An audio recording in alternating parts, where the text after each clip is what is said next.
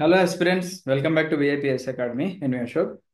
So APSC group టూకి సంబంధించి చాలా మంది స్టూడెంట్స్ సిపిటి గురించి అడుగుతున్నారండి. సో ఫస్ట్ ఆఫ్ ఆల్ మనం ఇక్కడ సిపిటి వీడియో డిస్కస్ చేసుకునే ముందు మనము అండ్ మన ఛానల్ ఏంటి అంటే ఇన్ఫర్మేషన్ ఇవ్వడానికి మాత్రమే ఉంది, రైట్? సో ఇప్పుడు ప్రిలిమ్స్ అప్పుడు స్టూడెంట్స్కి 1:100 కావాలి అన్నారు, and that is genuine cause, మనం కూడా సపోర్ట్ చేసాం. అండ్ మెయిన్స్ అప్పుడు కూడా లైక్ మన వైపు నుంచి మనం అకాడమీ తరఫు నుంచి ఏం సపోర్ట్ చేస్తామండి, స్టూడెంట్స్కి న్యాయం జరగాలి అని మాత్రమే మనం కూడా సపోర్ట్ చేసుకుంటూ వీడియో చేసాం. బట్ ఇక్కడ at the end of the day మనకి డెసిషన్ తీసుకోవాల్సింది ఎవరు అంటే జ్యుడిషియరీ. ఇప్పుడు కోర్ట్స్ ఏదైతే చెప్తాయో అది ఏపీఎస్సి వాళ్ళు ఫాలో అవుతారు, దాని ప్రకారంగా మనకి రిజల్ట్స్ ఇస్తారు.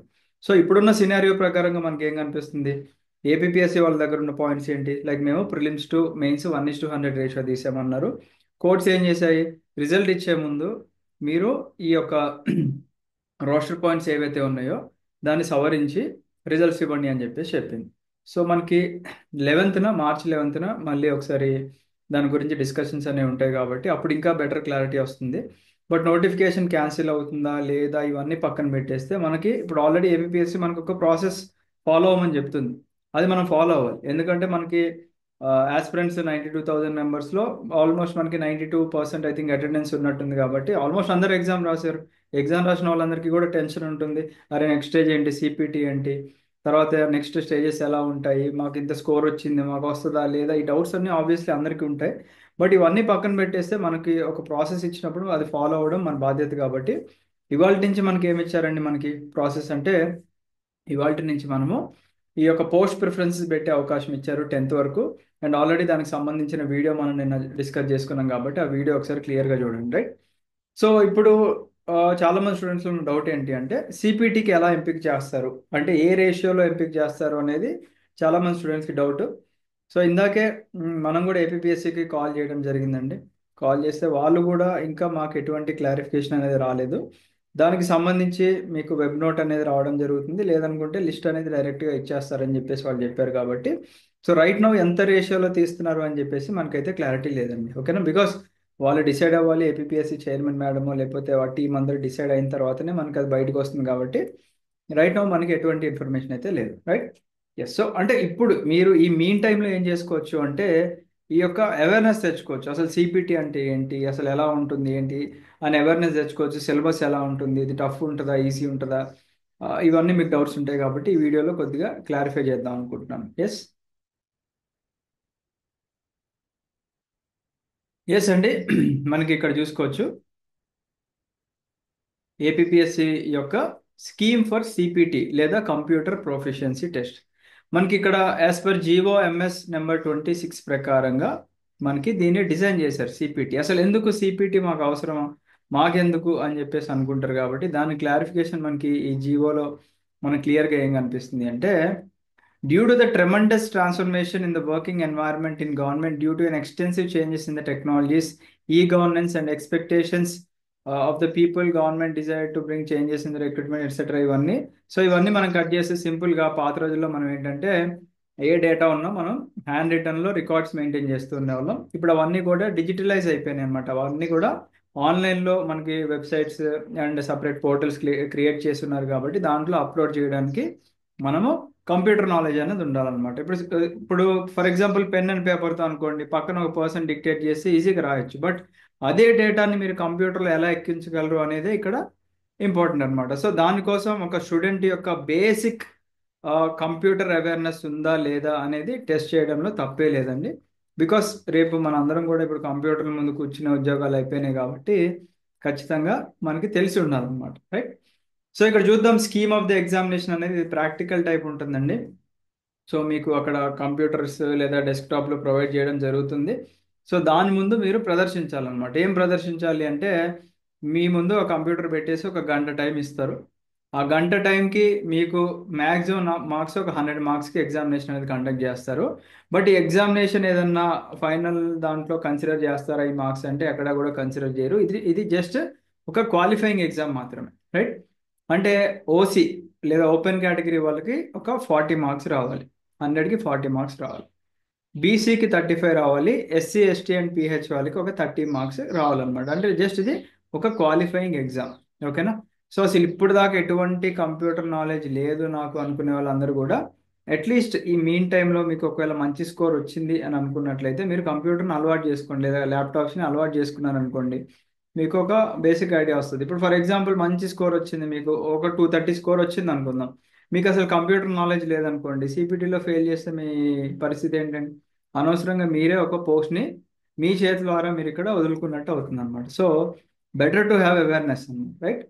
ఓకే, నెక్స్ట్ చూద్దాం. అసలు సిలబస్ ఏంటి అంటే మనకి రెండు పార్ట్స్కి డివైడ్ చేశారు. పార్ట్ ఏలో మనకి కొద్దిగా సిలబస్ మెన్షన్ చేశారు, అండ్ పార్ట్ బిలో మనకు కొద్దిగా సిలబస్ అనేది మెన్షన్ చేయడం జరిగింది అనమాట ఇక్కడ. ఓకేనా? అండ్ ఈ రెండింటికి సంబంధించి పార్ట్ ఏలో మనకి ఇక్కడ ఏదైతే సిలబస్ మెన్షన్ చేశారో ఒకసారి చూపిస్తాను చూడండి. ఇంట్రడక్షన్ టు ద కంప్యూటర్, అసలు కంప్యూటర్ అంటే ఏంటి, ఓకేనా, ఆ కంప్యూటర్ యొక్క కాంపోనెంట్స్ అంటే ఏంటి, ఇన్పుట్ డివైస్ అంటే ఏంటి, అవుట్పుట్ డివైస్ అంటే ఏంటి, ఎట్సెట్రా, ఇదంతా కూడా మనకి అంటే మనకి ఇన్ఫర్మేషన్ చదువుకోవాలన్నమాట. ఎందుకు చదువుకోవాలి అంటే మనకి ఈ పార్ట్ ఏకి సంబంధించి మొత్తం కూడా ఇక్కడ ఎంసీక్యూస్ ఫార్మాట్లో ఇవ్వడం జరుగుతుంది. ఓకేనా? అంటే 100 మార్కుల్లో మీకు ఇక్కడ ఒక 20 మార్క్స్ ఈజీగా తెచ్చుకోవచ్చు, జస్ట్ ఆబ్జెక్టివ్ టైప్ బిట్స్ పెట్టేసి. అండ్ ఇది కూడా పెద్ద మనకి టఫ్ టాపిక్స్ కూడా కాదండి, సింపుల్ సింపుల్ టాపిక్స్. ఇది మనకి ఎక్కడైనా ఈ ఇన్ఫర్మేషన్ లభిస్తుంది. ఒకవేళ మీకు స్పెసిఫిక్గా సార్ మాకు వీటిని ఏదన్నా డేటాని కంపైల్ చేసి మంచిగా ఇవ్వగలరా అనుకుంటే ఇవ్వడానికి ట్రై చేస్తాం. అండ్ అది మన విఐపి లెర్నింగ్ యాప్లో ఖచ్చితంగా పోస్ట్ చేస్తామండి, ఒక ఫోల్డర్ క్రియేట్ చేసి. ఒకవేళ మన యాప్ మీరు డౌన్లోడ్ చేసుకున్నట్లయితే ఇక్కడ విఐపి లెర్నింగ్ యాప్ అని చెప్పి గూగుల్ ప్లే స్టోర్లో ఉంటుంది, అక్కడికి వెళ్ళి మీరు డౌన్లోడ్ చేసుకోండి.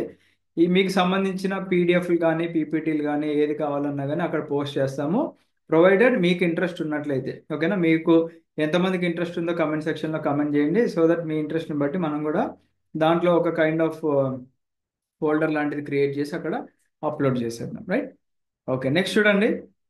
కంప్యూటర్ సాఫ్ట్వేర్ టైప్స్ ఏంటి అని చెప్పేసి మనకి ఇక్కడ ఒక సబ్సెక్షన్ ఇచ్చారు. ఆపరేటింగ్ సిస్టమ్ అంటే ఏంటి అనేది మనకి ఇక్కడ ఇచ్చారు. విండోస్ ఆపరేటింగ్ సిస్టమ్ అంటే ఏంటి అనేది తెలుసుకోవాలి. Linux or Mac operating system యొక్క బేసిక్ కాన్సెప్ట్స్ అడుగుతున్నారు. ఇంటర్నెట్ యొక్క కాన్సెప్ట్స్ అడుగుతున్నారు మనకి ఇక్కడ. ఇక్కడ క్లియర్గా మెన్షన్ చేశారు ఓన్లీ బేసిక్ కాన్సెప్ట్స్ అని చెప్పేసి. ఎలక్ట్రానిక్ మెయిల్ అంటే ఈమెయిల్ అంటే ఏంటి, ఇది కూడా బేసిక్ కాన్సెప్ట్స్ అడుగుతున్నారు. And world wide web WWW, మనం ఏది వెబ్సైట్ ఎంటర్ చేయాలన్నా మనం డబ్ల్యూడబ్ల్యూడబ్ల్యూ ఎంటర్ చేస్తాం, కాబట్టి దీని గురించి కూడా మనకి ఇక్కడ అడుగుతున్నాను అనమాట. సో వీటిని మీరు బై హార్ట్ చేసినట్లయితే ఓకేనా, ఈజీగా 20 మార్క్స్కి ఒక 12 to 15 మార్క్స్ అయితే ఈజీగా సంపాదించుకోవచ్చు అండి. అంటే మీకున్న క్వాలిఫైయింగ్ పేపర్ ఏదైతే ఉందో, for example 30 marks, 35 and 40, okay, దీంట్లో మినిమం ఒక 10 మార్క్స్ అయితే మనం సంపాదించుకోవచ్చు కదా. సో ఎస్సీ ఎస్టీ పిహెచ్ వాళ్ళు ఒక 10 మార్క్స్ కవర్ చేశారు అంటే ఇంకొక 20 మార్క్స్ కవర్ చేయాలి. బీసీ వాళ్ళు ఇక్కడ ఒక 10 మార్క్స్ కవర్ చేశారు అంటే ఇక్కడ ఒక 25 మార్క్స్ కవర్ చేయాలి. ఓసీ వాళ్ళు ఒక 10 మార్క్స్ కవర్ చేశారు, ఇంకొక 30 మార్క్స్ కవర్ చేసుకోవాలి. మరి ఆ 30 మార్క్స్లో ఇంకా ఈజీగా మనం ఎక్కడి నుంచి సంపాదించుకోవచ్చు అంటే మనకి పవర్ పాయింట్ చాలా ఈజీ అండి. ఇక్కడ ఇచ్చారు చూడండి, prepare A power point presentation using the standard layouts available and filling different slides with content, formatted text, images, tables, transition effects, animation, etc. అని చెప్పేసి ఇచ్చారు. కాబట్టి ఇది చాలా అంటే చాలా ఈజీ అండి. అంటే ఒక 20 మార్కులు ఈజీగా తెచ్చుకోవచ్చు. సరే, వర్స్ట్ కేసులో మనము పర్ఫెక్ట్గా చేసినా వాడు 15 వేసినా కానీ మనం ఇక్కడ సేఫ్ జోన్లో ఉండొచ్చు అనమాట. అండ్ పీపీటీకి సంబంధించిన ఒక వీడియో కూడా చేస్తాము. డెఫినెట్గా మీకు ఇంట్రెస్ట్ ఉంది అనుకుంటే కంప్లీట్గా అసలు పవర్ పాయింట్ మనము ఎలా స్టార్ట్ చేయాలి, టెక్స్ట్ ఎలా ఇన్సర్ట్ చేయాలి, ఇమేజెస్ ఎలా ఇన్సర్ట్ చేయాలి, టేబుల్స్ ఎలా ఇన్సర్ట్ చేయాలి, ఆ ట్రాన్సిషన్ ఎఫెక్ట్స్ అంటే మనం ఒక స్లైడ్ టు ఇంకొక స్లైడ్ మార్చినప్పుడు మనకు జుఫ్ అని అదని ఇదని డిఫరెంట్ డిఫరెంట్గా మనం వస్తూ ఉంటాయి కదా ట్రాన్సిషన్స్ అనేవి, అవి ఎలా ఇవ్వాలి, అండ్ యానిమేషన్ ఇవన్నీ కూడా ఎలా చేయాలని చెప్పేసి మనం డిస్కస్ చేద్దాము. మీకు ఒకవేళ ఇంట్రెస్ట్ ఉంది అనుకుంటే డెఫినెట్గా నేనైతే హెల్ప్ చేస్తానండి మీకు సిపిటి విషయంలో. ఓకేనా? ఓకే, నెక్స్ట్ చూద్దాం. Prepare an Excel sheet to fill with the data and format the sheet, merging and splitting of the cells. మనకి ఎక్సెల్ షీట్లు మీ అందరికీ తెలుసు, మనకి ఇట్లా అన్ని డబ్బాలు డబ్బాలు డబ్బాలు ఉంటాయి, దాంట్లో మనం డేటా ఇన్సర్ట్ చేస్తాము.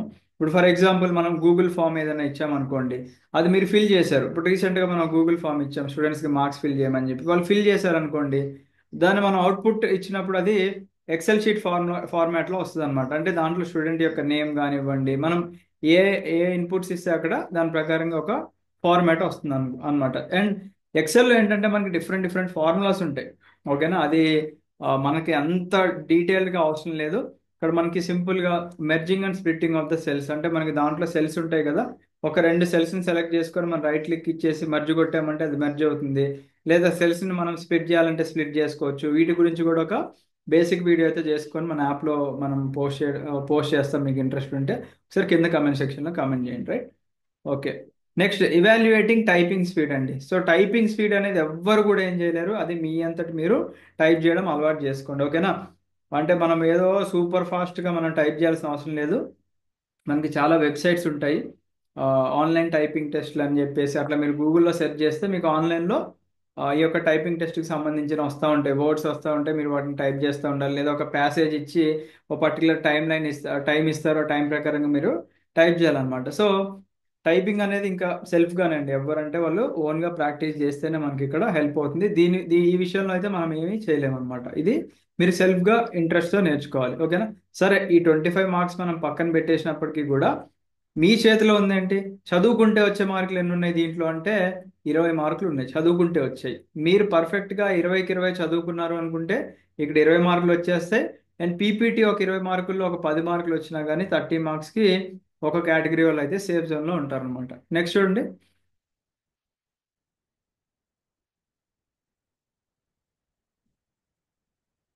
So prepare a model document and organize the same in a formatted manner. This should cover evaluating the typing speed, organizing the document and covering several other aspects such as inserting table. ఇక్కడ కూడా అంతే అండి, same ఒక document మనకి type చేయమన్నారు. Word document ఉంటుంది కదా, MS word అని చెప్పేసి, మైక్రోసాఫ్ట్ వర్డ్ అని చెప్పేసి. ఆ వర్డ్ ఓపెన్ చేసి దీంట్లో మనకి ఏదైనా ఒక ప్యాసేజ్ ఇచ్చారనుకోండి, అది ఫస్ట్ టైప్ చేయాలి. టైప్ చేసి ఆ ప్యాసేజ్లో ఉన్నది ఉన్నట్టుగా మనకి అక్కడ రిప్రజెంట్ చేయాలన్నమాట. మనకి టేబుల్స్ అడిగితే టేబుల్స్, ఇమేజ్ అడిగితే ఇమేజ్, వర్డ్ ఆర్ట్ అడిగితే వర్డ్ ఆర్ట్, ఇవన్నీ కూడా మనం ఇన్సర్ట్ చేయాలి అని చెప్పేసి అడుగుతున్నాను అనమాట, ఓకేనా? సో దీనికి I think 25% of the marks ఇస్తున్నారు. అండ్ సెకండ్ దానికి మనకి ఇక్కడ 15% మార్క్స్ కనిపిస్తున్నాయి. సో ఇక్కడ ఏదో మెర్జ్ చేసినట్టున్నారు. ఐ థింక్ ఇక్కడ మనకి 5 సబ్ సెక్షన్స్ ఇచ్చారు, బట్ ఇక్కడ 4 మాత్రమే మనకి ఇక్కడ మార్క్స్ ప్రజెంట్ చేశారు. కాబట్టి ఏదో రెండు అయితే మెర్జ్ చేశారండి. ఐ థింక్ 2 and 3 మర్జ్ చేసినట్టున్నారు ఇక్కడ, టైపింగ్ టెస్ట్ అండ్ అలాగే organising and inserting different objects అని చెప్పేసి రెండు మర్జ్ చేసినట్టు మనకి ఇక్కడ కనిపిస్తుంది, ఓకేనా? సో వరీ అవ్వకండి, this is just a qualifying examination. But డైరెక్ట్గా నేను వెళ్ళే ఎగ్జామినేషన్లో క్లియర్ చేసేయచ్చా అంటే క్లియర్ చేయొచ్చు, ప్రొవైడెడ్ మీకు ఆ బేసిక్ నాలెడ్జ్ ఉంటాయి. ఇప్పుడు ఎంఎస్ వర్డ్ కొంతమంది పర్ఫెక్ట్ ఉంటారండి, సో వాళ్ళు ఏం చేయొచ్చు, డైరెక్ట్గా వెళ్ళి అటెంప్ట్ చేసేయచ్చు, సింపుల్గా అయిపోద్ది. అసలు ఇక్కడ ప్రాబ్లం ఎవరు ఫేస్ చేస్తారు అంటే ఎవరికైతే జెన్యున్గా కంప్యూటర్ అవేర్నెస్ అనేది లేదో మీరు మాత్రం ప్రాబ్లం ఫేస్ చేస్తారు. కాకపోతే మనకి ఇచ్చిన ఒక 20% ఆఫ్ ద మార్క్స్ ఏవైతే ఉన్నాయో that will be common for everyone. కాబట్టి మీరు అది బై హార్ట్ చేయండి. డెఫినెట్గా ఆ 20 మార్క్స్కి మీరు మ్యాక్సిమం ఎంత అచీవ్ చేయగలరో మీరు ఒకసారి ట్రై చేయండి. రిమైనింగ్ అంతా కూడా మీరు ప్రాక్టికల్గా చేయాల్సిన అవసరం అయితే ఉంది. So keep that in mind and worry అవ్వకండి. క్వాలిఫైయింగ్ ఎగ్జామ్ గుర్తుపెట్టుకోండి, మళ్ళీ మళ్ళీ చెప్తున్నా, క్వాలిఫైయింగ్ ఎగ్జామ్. టెన్షన్ పడకండి. టైపింగ్ టెస్ట్ మనకి ఎలా ఉంటుందంటే ఒక పర్టికులర్ టైం ఇచ్చి ఒక ప్యాసేజ్ టైప్ చేయమన్నారు అనుకోండి, మీరు అక్కడ ఎక్కువ టెన్షన్ పడితే మీకు అక్కడ యాక్యురసీ అనేది పోతుంది అనమాట. అండ్ ఏదో టైప్ చేయమన్నారు కదా పైనది కిందది ఇష్టం వచ్చినట్టు టైప్ చేద్దామంటే కాదు, పైనది కింద ఎగ్జాక్ట్గా మనం రిప్రజెంట్ చేసేలాగా ఉండాలి. అండ్ దానికి కూడా వాళ్ళు ఎంతో పర్సెంటేజ్ ఇస్తారనమాట, ఇంత పర్సెంటేజ్ ఎర్రర్ మాత్రమే ఉండాలని చెప్పిస్తారు. కాబట్టి మీరు మ్యాక్సిమం ఎర్రర్స్ లేకుండా టైప్ చేయాల్సిన అవసరం ఉంటుంది అనమాట. సో ఇదంతా మీ చేతిలోనే ఉంది. మంచి మార్క్స్ వచ్చిన వాళ్ళందరూ కూడా ముందు నుంచే ప్రాక్టీస్ చేస్తూ ఉండండి, సో దట్ మీకే డెఫినెట్గా హెల్ప్ అవుతుంది అనమాట. ఓకేనా? సో ఖచ్చితంగా పవర్ పాయింట్ వీడియో అయితే మన యూట్యూబ్ ఛానల్లో కూడా మోస్ట్లీ పోస్ట్ చేయడానికి ట్రై చేద్దాం, లేదంటే యాప్లో అయినా పోస్ట్ చేయడానికి ట్రై చేస్తాము. అండ్ అదర్ వీడియోస్ కూడా పోస్ట్ చేయడానికి ట్రై చేస్తాం. మీకు జెన్యున్గా ఇంట్రెస్ట్ ఉందంటే కింద కామెంట్ సెక్షన్లో కామెంట్ చేయండి, right? So wish you all the best, have a great day.